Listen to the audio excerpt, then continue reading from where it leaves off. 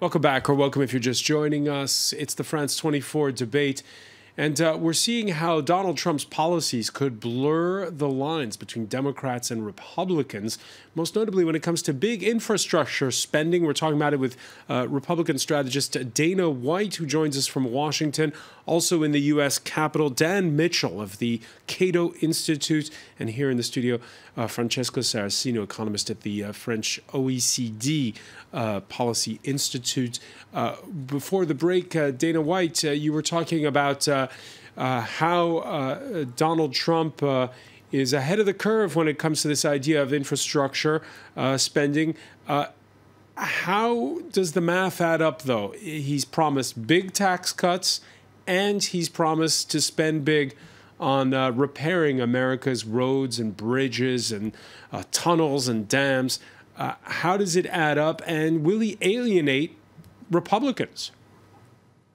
Well, I think if he can actually make a difference in the infrastructure, if JFK can actually get better, if you can feel demonstrably like roads and bridges are better, I mean, that will enhance our ability to transport goods and services. I think that helps. I think it also changes how we feel about things. And I think if he truly does these projects, that's the key. He has to actually get them done. We have to feel it's finished. Then I think Republicans are all for making our infrastructure better. But what they are against is, plussing up crony, supporters and Solyndras and pet projects that don't really make a difference in the actual landscape of America. Dana White, there's a huge philosophical view of what is government in what you're saying, and that is that it's part of the solution, not part of the problem.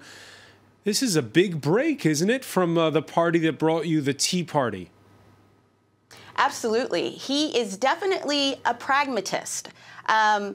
Donald Trump doesn't have a political ideology. He's not fixed. I mean, what he really values is negotiations, and I don't think he thinks all the answers rest on either side. And actually, once upon a time, no one thought that this in this town. But does it mean the end of, for instance, does it mean the end, for instance, of purity tests on Republicans saying they won't raise taxes?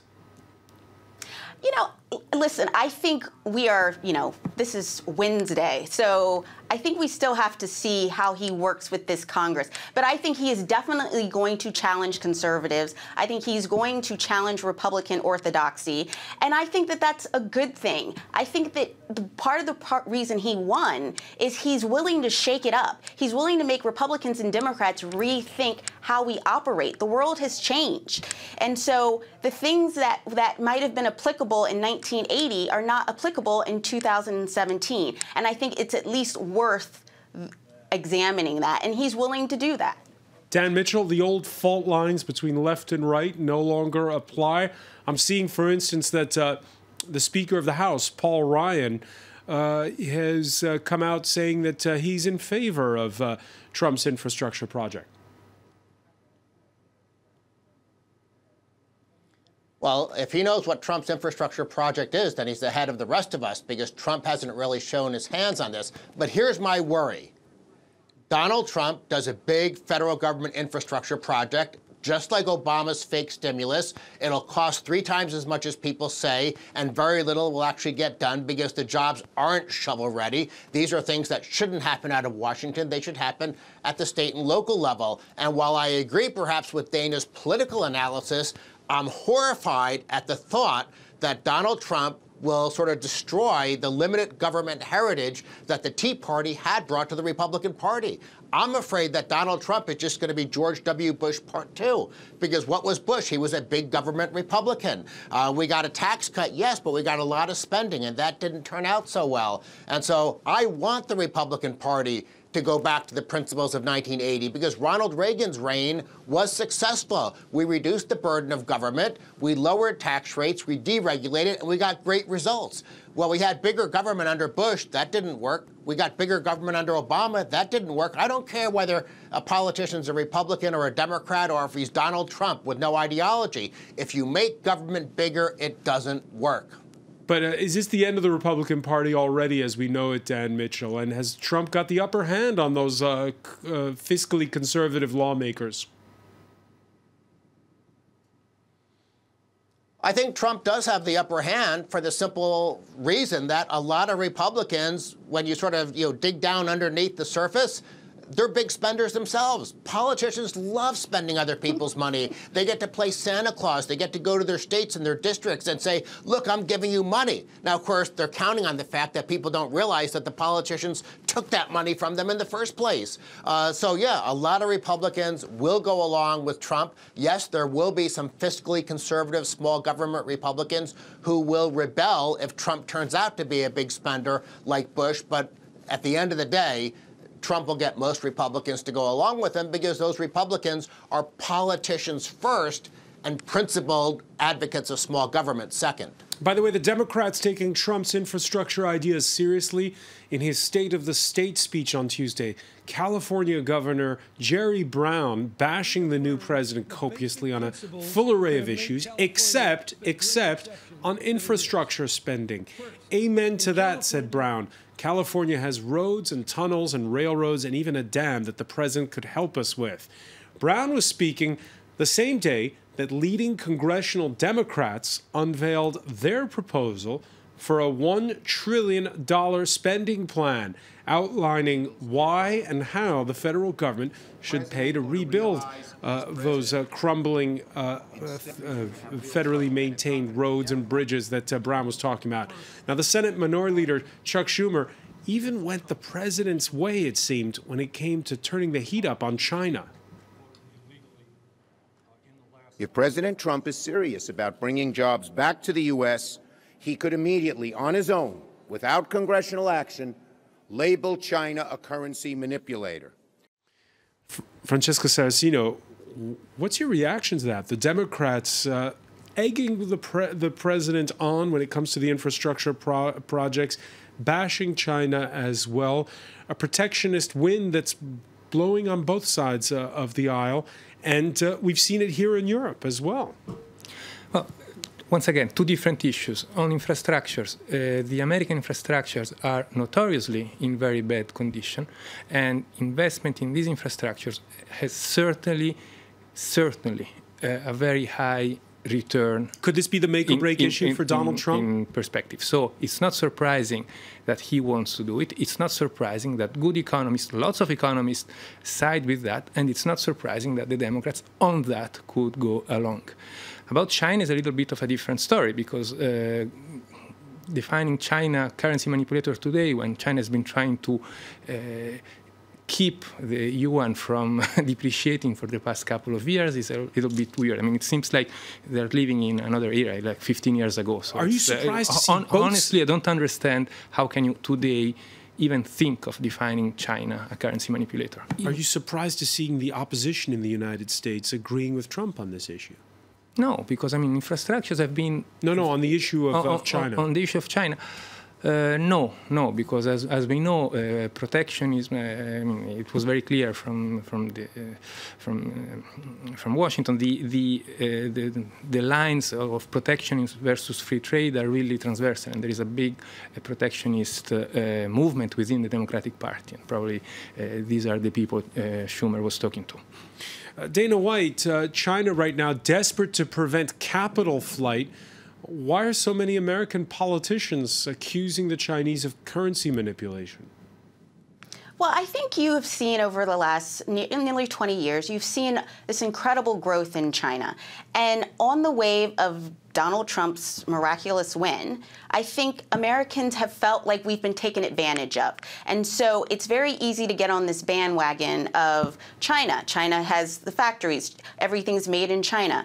And so I think that to some degree, it's a bandwagon issue of, China can be the enemy from a currency standpoint, and they do things to protect their own economies. I think that's part of why there's been sort of the popular sentiment, because the American worker has felt very left out, and that has a lot to do with how much China has grown and how much U.S. business and investment has moved towards China and Asia Pacific.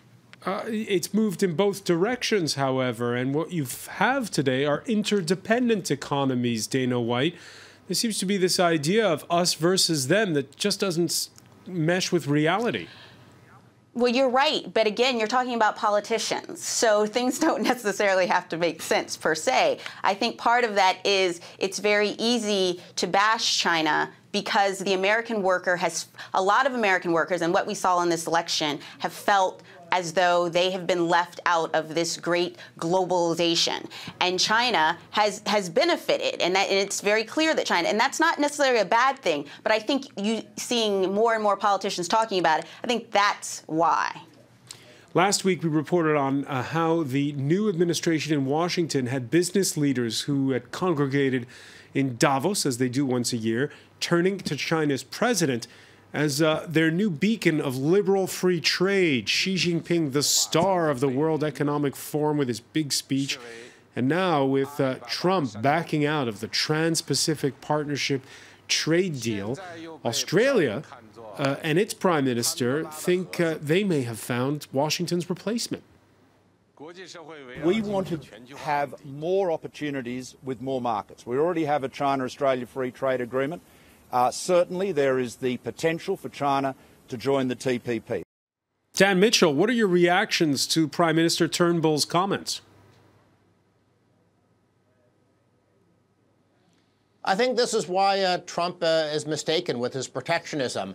A lot of the value of TPP wasn't just reducing trade barriers. It was also trying to build a framework where China, if it wanted to be part of the TPP, would have to agree to the rule of law, would have to agree on all sorts of policies regarding subsidies and things like that.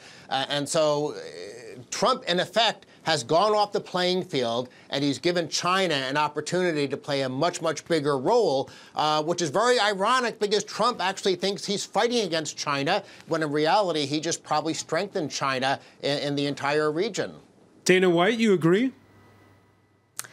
I think, you know, Donald Trump is a hard one to figure out. And I think given that this is his first week, I think he can negotiate free trade agreements. And I think we also have to understand, even though it's made a lot of So this isn't policy, this is a bargaining out. Stance, is what you're saying? It very well could be. I mean, I think, one, I don't think a lot of Asia-Pacific countries are eager to deal with China. And second of all, and I think they'd be more eager to have free trade agreements with the United States. But I think Dan is right. It was an opportunity to encircle China and put pressure on China. But frankly, the international community has tried for decades to put pressure on China to observe the rule of law, to play by the international norms, and China often doesn't. So here we go, I suppose. All right, but it's alienating key allies of the United States, like Japan, like Australia. I think actually what is alienating a little, it's made a lot, Japan nervous, is the fact that Donald Trump talks a lot about import taxes and talks a lot about, you know, the 100,000 of Japanese, you know, cars that come in. I think that scares them. I think the fact that he is got Ford and GM, you know, at the table. You'll note that neither Toyota or Nissan, none of the Japanese car makers were at that meeting, and they make cars in the United States. So I think those are the things that probably make Japan far more nervous. Francesca Saracino? Well, I think that here we are going to, I mean, if we link the two parts of our conversation, we are going to see a big problem with the Trump administration, in which they will have to choose which way to go. Because if on one side they push the domestic economy, they go on with this stimulus, with this tax cut, with the infrastructure expenditure, so probably the economy will boom, there will be overheating, there will be probably an interest rate increase, and hence a stronger dollar. In the meantime, he's talking about imposing border protectionist measures, tariffs, and so on and so forth. These two things don't go together. So, I mean, they will have to make a choice. My guess is... For years, we've been arguing about how do you redress the imbalances of globalization, where here Donald Trump seems to be doing something about it. Yeah, Donald Trump is going the way, okay, let's reverse globalization. Can he do it? America is a large country, but I still don't believe they can stop this process. They can delay it, they can opt out of it for a certain period, which is interesting because geopolitically speaking, it may change things. I mean, if there is a trade bloc that emerges in the Pacific without the United States and with China in it, this will change things dramatically. We were mentioning before beginning the conversation, what if Europe starts looking at China instead of the United States? You see, there are all these things that, of course, we cannot know anything now. But, I mean, he's playing with fire, I think. America is too big to just opt out of the world economy. Dan Mitchell, do you take what he says seriously? Or is this, as we heard from Dana White, perhaps just a bargaining posture and that it'll all be settled at the table with Beijing? I hope Dana's right, because if Trump does launch a global trade battle like we had in the 1930s, that's not going to end well. And as a matter of fact, I disagree with the notion that there are global imbalances. If America decides to buy a lot of things from overseas, and those foreigners who then have dollars decide that the best thing to do with their dollars is to invest in the U.S. economy, that's actually a sign of strength in America. That's not an imbalance. We have to remember the automatic flip side of a trade deficit is a capital surplus. And I don't think it's a bad thing that foreigners want to invest in America. I don't think it's a negative thing. I don't think it's something that requires politicians to start intervening in the economy. So I desperately hope Trump is simply negotiating, although negotiating for what is the next question we have to ask, because if there's some big global trade war, sort of like Smoot-Hawley and the 1930s, that would really be horrible for global growth. Bad for America, bad for the rest of the world. You make it sound like he doesn't have a plan. I don't think he has a plan. I think he's flying by the seat of his pants. I suspect he probably didn't think he was going to get elected. And he's sort of governing by gut instinct as opposed to any underlying philosophy. And this is why, when Dana said that this is not the 1980s and Reaganomics anymore, I agree with her as an analysis. But I find that to be very distressing, because at least Ronald Reagan had a cohesive, coherent theory that government was too big and we had to reduce all these barriers, the taxes, the trade barriers, the government spending. With Trump, we're going to be going in all directions at once. And that kind of chaos, I suspect, is not going to end well. Dana White, you agree? Well, let me associate my thoughts with Dan Mitchell, because I believe in limited government. That's a philosophical tenet for me. I believe the best government is the government closest to you. But when I say, and I love the Reagan years as well, but I think that Donald Trump definitely has tapped into a dissatisfaction with how globalization has gone. And I don't know that necessarily he's going to have no principles about it, but I think that he wants a better deal, and I can only take him at his word, that he wants a better deal for the American worker. And there are too many people. I will tell you, I was at a store just recently, and a woman who hasn't been able to have a full-time job for 5 years.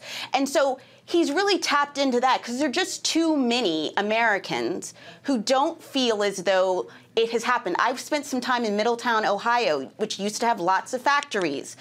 And now they have about 3 heroin overdoses a day. It's desolate. It's getting better, but those are people in America that Donald Trump really spoke to. And I think that he's tapped into that, and I think if he has a better plan on how we can stimulate this economy for more of those people, then that's a good thing. Francesco Saracino, again, it's the question of what's the role of government? I think Dana was perfectly right. These are the people he spoke to. I'm not sure the solutions he's proposing will actually lift them out of their troubles. The one thing that was never mentioned in the past week is income distribution. The problem is not so much global imbalances, which I also agree have always two faces. Americans buy foreign goods and foreign capital comes into America. That Oxfam report we saw last week where 8 people control, what is it? I don't remember, a huge amount of the world. Huge amount. Bottom humanity. The point is, when this capital comes back to the United States, goes back to the United States, where does it go? To whom does it go? That is the problem. Where is it invested? Is it invested in plants, in firms, or is it invested in Wall Street, in the real estate?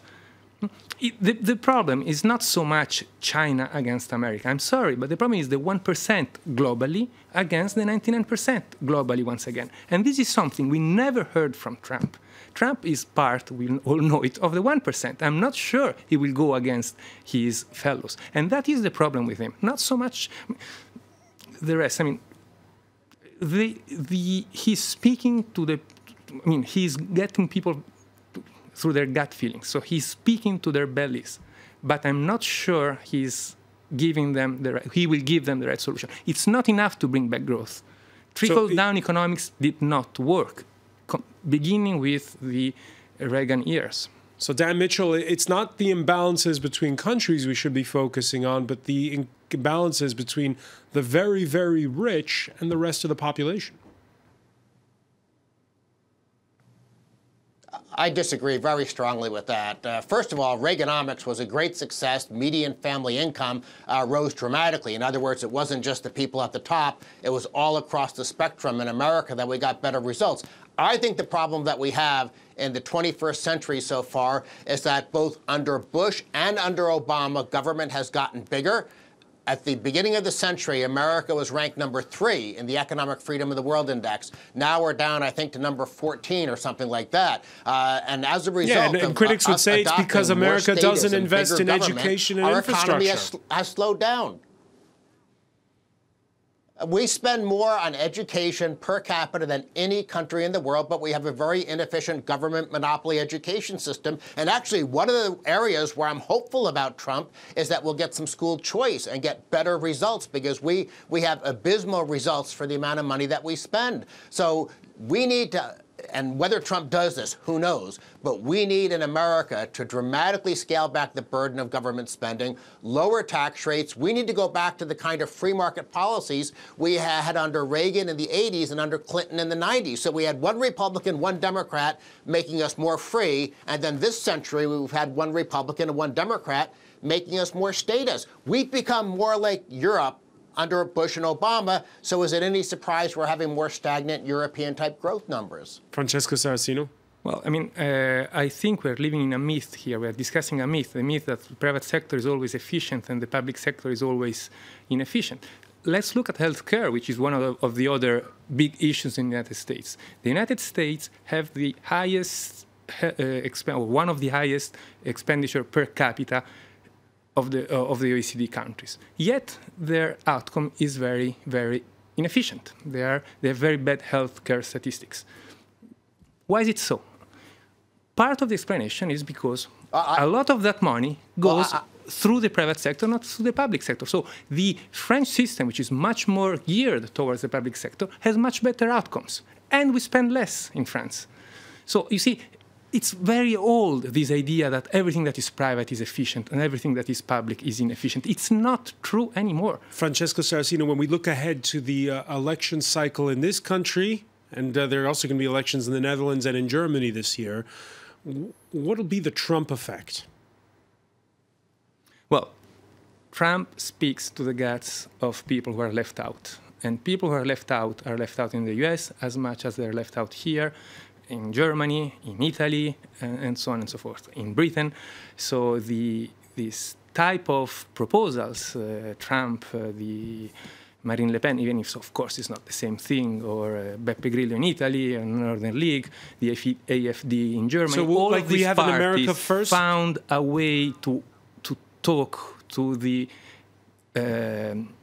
discontent people. And so I expect all of these parties to have success in the next elections, which is, of course, a big threat and a big problem for the establishment, let's call it. A big problem for the establishment, the notion of America first that he's touting. We're going to see France first, Germany first. Of course, of course. Of course, all the debate on the Euro exit, for example, that is happening here in France, and it will increase now that Marine Le Pen is gearing up for the campaign, and that we see in Italy. All this debate is Italy first, France first, Germany first. And certainly a subject for discussion on this show in days and weeks and months to come. Many thanks, Francesco Saracino. I want to thank both Dana White and Dan Mitchell for joining us from Washington, D.C. Thank you for being with us here in the France 24 debate.